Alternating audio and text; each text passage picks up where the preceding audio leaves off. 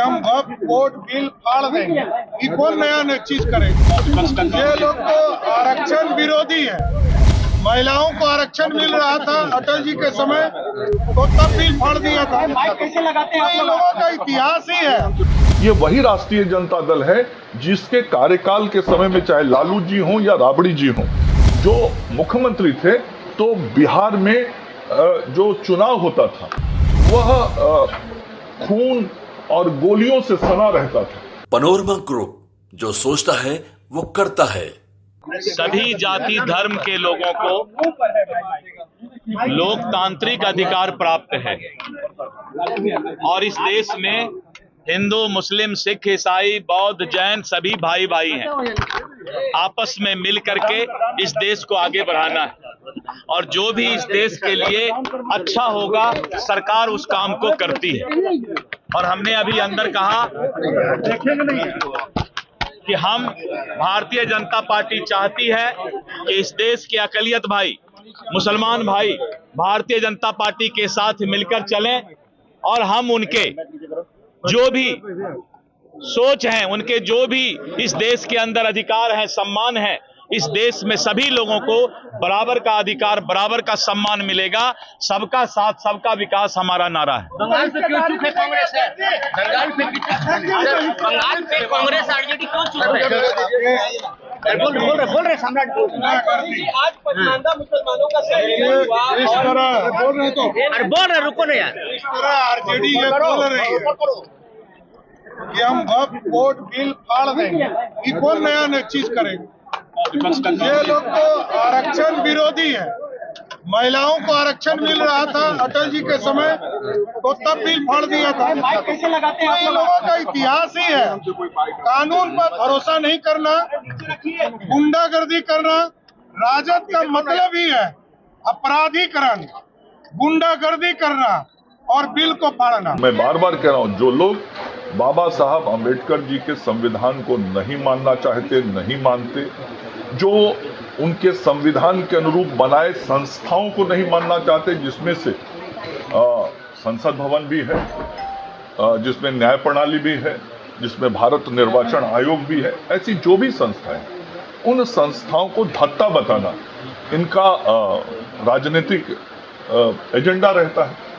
और कुल मिला के ये सभी एजेंडा का सूत्रवाक्य एक ही होता है, हमें वोट चाहिए।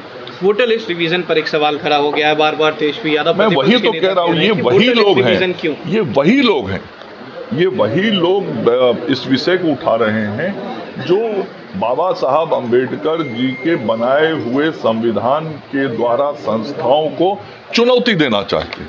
अब बताइए, भारत निर्वाचन आयोग आज 1952 से लेके इस देश में आजादी के 73 साल बीते। इन 73 वर्षों में कितने चुनाव राज्यों के, देश के उसी निर्वाचन आयोग ने कराया। आखिर उसी के कारण तो यहाँ की लोकतांत्रिक व्यवस्था जीवंत बनी हुई है, पारदर्शी है और चुनाव के बाद जनमत के आधार पर लोकप्रिय सरकारों का गठन तो वही संस्था कराता है। आप आज उसको चुनौती दे रहे हैं।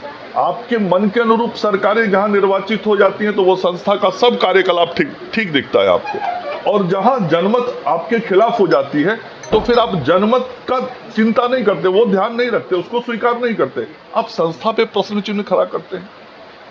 आज यदि फ्री एंड फेयर पोल करने के लिए चुनाव आयोग कोई निर्णय कर रहा है, चुनाव आयोग कोई काम कर रहा है, इस पे आपको क्यों आपत्ति हो रही है?